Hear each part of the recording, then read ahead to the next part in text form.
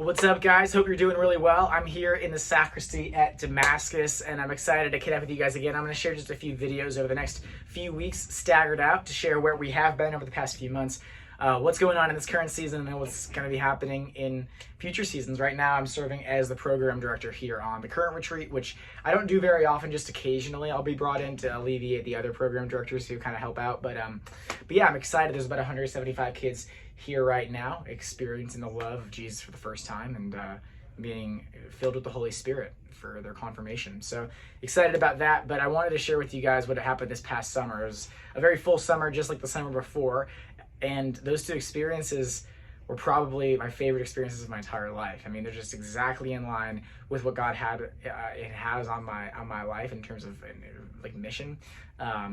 But what the Lord did this summer here on site was just so profound, and like I just am so grateful to you guys for allowing me to participate in the mission and then taking initiative to participate yourself as well. So I'll just share some stories. We had about 5,000 kids here on site. I served as the program lead for one of the two camps, and so my role was to kind of facilitate all of the things all day long that go on, and all of the structure and different moving pieces all day long, and in the evening to serve as the MC, which ultimately just means I get the chance to preach the gospel. I got to do that like literally hundreds of times to thousands of kids this summer.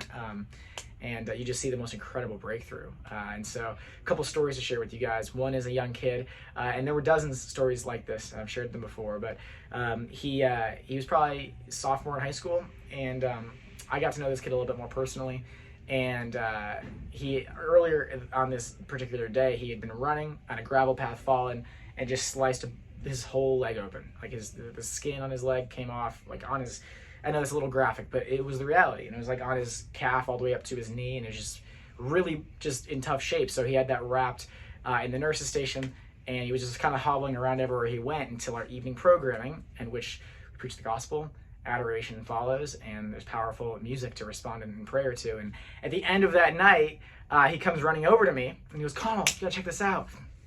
And he pulls down the wrap, and it was completely healed. I mean, there was no more signs of any injury. It was like a little red, but besides that, there was nothing. And we also had a girl this past summer who came into camp like ready to commit suicide. I mean, she was dealing with some intense depression and anxiety, and she gave a testimony at the end of camp about how she experienced something worth living for the first time, and it was Jesus, and she just is so excited to go back home and to live a new life in the Holy Spirit. And so we're changing lives here. You are changing lives through the support you do on this mission, and there were literally hundreds of stories this past summer that are similar. And so thank you guys for your support. We had the camp here in Ohio. We also had one in Northwoods, which is really Wisconsin, St. Paul Diocese of Minnesota. And this coming summer, we're going to launch one in Michigan. So it's exciting stuff. And so I'm very grateful to you guys for the support that you shared with me. I'll actually link to in this video some just videos of me, or maybe an audio of me preaching, just so you guys get the chance to hear what kind of ministry I was engaged in and what it kind of sounds like.